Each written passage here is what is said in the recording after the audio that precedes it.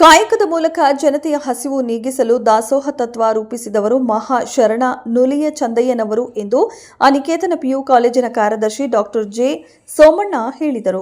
ಪಿರಿಯಾಪಟ್ಟಣ ತಾಲೂಕಿನ ಹಸುವಿನ ಕಾವಲು ಗ್ರಾಮದಲ್ಲಿ ಸೋಮವಾರ ತಾಲೂಕು ಕುಳುವ ಸಮಾಜದ ವತಿಯಿಂದ ಆಯೋಜಿಸಿದ್ದ ನುಲಿಯ ಚಂದಯ್ಯ ಜಯಂತಿಯಲ್ಲಿ ಮುಖ್ಯ ಭಾಷಣ ಮಾಡಿದ ಅವರು, ಬಿಜಾಪುರ ಜಿಲ್ಲೆಯ ಶಿವಗೇಣಿಯಲ್ಲಿ ಜನಿಸಿದ ನುಲಿಯ ಚಂದಯ್ಯ ಕೆರೆಯಲ್ಲಿ ಬೆಳೆಯುವ ಜೋಂಡು ಕುಯ್ದು ಹಗ್ಗ ಹಸೆದು ಅದನ್ನ ಮಾರಾಟ ಮಾಡಿ ಬಂದ ಹಣದಲ್ಲಿ ದಾಸೋಹ ಮಾಡುತ್ತಿದ್ದರು. ದಾಸೋಹ ಚಿಂತನೆ ಇವರ ದೊಡ್ಡ ಸೇವೆಯಾಗಿತ್ತು ಎಂದು ನುಡಿದರು. ಗ್ರಾಮ ಪಂಚಾಯಿತಿ ಮಾಜಿ ಅಧ್ಯಕ್ಷ ಮೈಲಾರಪ್ಪ ಹಾಗೂ ತಾಲೂಕು ನುಲಿಯ ಚಂದಯ್ಯ ಜಯಂತಿ ಆಚರಣೆ ಸಮಿತಿಯ ಅಧ್ಯಕ್ಷ ಸತ್ಯನಾರಾಯಣ ಅವರು ಮಾತನಾಡಿ, ನುಲಿಯ ಚಂದಯ್ಯನ ಬಗ್ಗೆ ಮಾತನಾಡಿ ಇಂದಿನ ಪೀಳಿಗೆಯವರು ಜೀವನದಲ್ಲಿ ಮೈಗೂಡಿಸಿಕೊಳ್ಳಬೇಕಾದ ಒಳ್ಳೆಯ ಮಾರ್ಗಗಳ ಬಗ್ಗೆ ಹಿತವಚನವನ್ನಾಡಿದರು.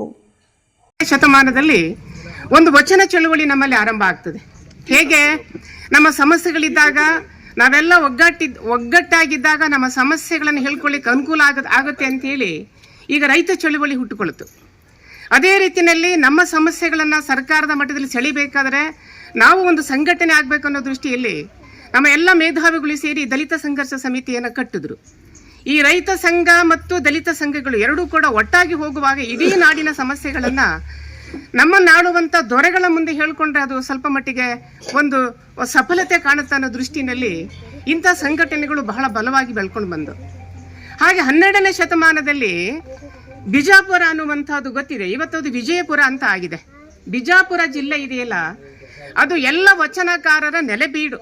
ಇವತ್ತೇನು ನಾವು ದೊಡ್ಡ ದೊಡ್ಡ ಸಂತರನ್ನ ಕಾಣ್ತೇವೋ, ಬಹಳ ದೊಡ್ಡ ದೊಡ್ಡ ಸಮಾಜ ಸುಧಾರಕರನ್ನ ನೋಡ್ತೇವೋ, ಅಂತ ಸುಧಾರಕರಿಗೆ ಜನ್ಮವನ್ನ ಕೊಟ್ಟಂತ ನಾಡು ಬಿಜಾಪುರ ಜಿಲ್ಲೆ.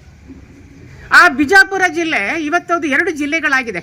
ಬಾಗಲಕೋಟೆ ಅನ್ನುವಂಥದ್ದು ಕೂಡ ಬಿಜಾಪುರ ಜಿಲ್ಲೆಯಲ್ಲಿ ಹಿಂದೆ ಸೇರಿ ಮಾನವೀಯ ಸಲಹೆಗಳನ್ನು ಅವ್ರು ಕೊಡ್ತಾರೆ. ಹೇಗೆ ಬದುಕಬೇಕು, ಸೌಹಾರ್ದತೆ, ಸಮಾನತೆ ಮುಂತಾದ ಎಲ್ಲಾ ಗುಣಗಳನ್ನು ತಿಳ್ಕೊಂಡಿದ್ದಾರೆ ಅವರು.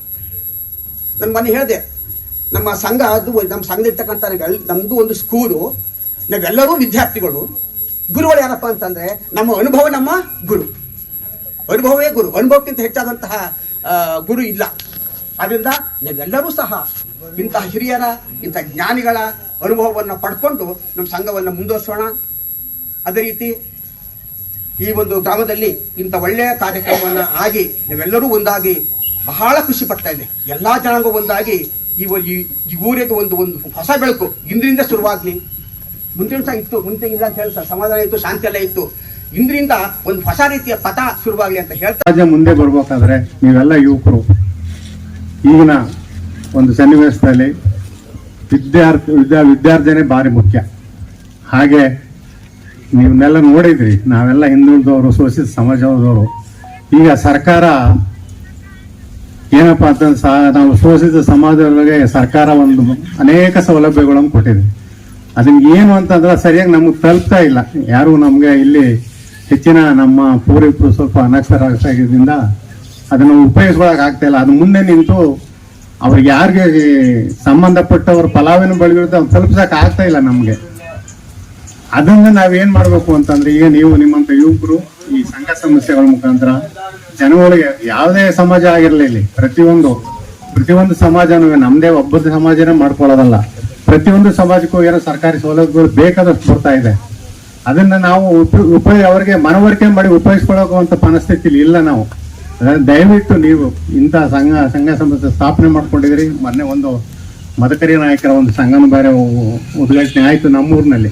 ತುಂಬಾ ಸಂತೋಷದ ವಿಷಯ. ನೀವೆಲ್ಲ ಬಂದು ಈ ಯುವಕರು ಈ ತರ ಎಲ್ಲ ಒಂದೊಂದು ಊರಿಗೆ ಒಂದೊಂದು ಸಂಘ ಮಾಡ್ಕೊಂಡು ಮಾಡ್ಕೊಂಡು ಬರೀ ಹೆಸರಿಗೆ ಮಾಡ್ಕೊಂಡು ಕಟ್ಕೊಳ್ಳೋದಲ್ಲ. ಅದನ್ನ ಅದಿಲ್ಲ ಸಂಘದ ಮುಖಾಂತರ ಏನ್ ನಾವು ಜನ ಒಳಗೆ ಒಂದು ಉನ್ನತವಾದ ಒಂದು ಸೌಲಭ್ಯವನ್ನು ಸಂಬಂಧಪಟ್ಟ ಇಲಾಖೆ ಅಥವಾ ಸರ್ಕಾರದಿಂದ ಕೊಟ್ಟಂತ ಸೌಲಭ್ಯಗಳನ್ನು ಅವರಿಗೆ ತಲುಪಿಸುವ ಒಂದು ಚರಂಡಿಯನ್ನು ಗುಡಿಸಿ, ಒಂದು ಕಸವನ್ನು ಗುಡಿಸಿ ಮಾಡುವಂತಹ ಕೆಲಸ ಇದೆಯಲ್ಲ, ಅದು ಎಲ್ಲ ಒಬ್ಬ ದೊರೆಯ, ಒಬ್ಬ ಪ್ರಧಾನಮಂತ್ರಿ, ಮುಖ್ಯಮಂತ್ರಿಯ ಕೆಲಸದಷ್ಟೇ ಶ್ರೇಷ್ಠವಾದದ್ದು.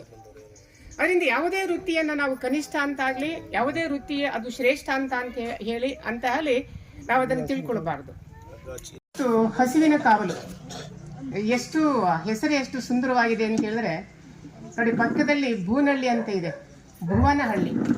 ಭೂಮಿಯ ಮೇಲೆ ಅವೆಲ್ಲ ಇದ್ದು ಅವಾಗ ಒಂದು ಸಲಹೆ ಕೊಟ್ಟಿದ್ದು, ಇಷ್ಟೆಲ್ಲ ಕಷ್ಟಪಟ್ಟು ಜನರನ್ನ, ಪಾಪ ಹಳ್ಳಿ ಜನ ಬರೋದು ಕೂಡ ಕಷ್ಟ ಆಗುತ್ತೆ, ಪ್ರತಿಯೊಂದು ಹಳ್ಳಿಗಳಲ್ಲೇ ಒಂದೊಂದು ವರ್ಷ ಒಂದು ಕಾರ್ಯಕ್ರಮ ಮಾಡಿ ಅಂತ ಅಂತೇಳಿ ಅವತ್ತು ಸತ್ಯನಾರಾಯಣ ಸರ್ ಅವರಿಗೆ ನಾವೆಲ್ಲ ಮತ್ತು ಅವತ್ತು ಬೇರೆ ಬೇರೆ